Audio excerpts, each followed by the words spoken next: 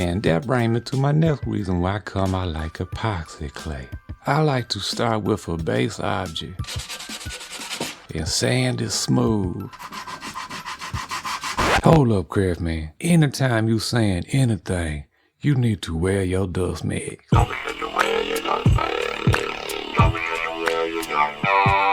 Then build onto it with more epoxy. That's my favorite approach to doing this because really I'm not a good sculptor, so I got to take it in little bite-sized pieces like that.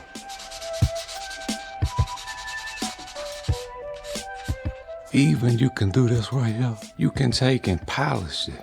Actually, my preferential way to do this is wet sanding. This is my favorite way to do hard edge sculpting.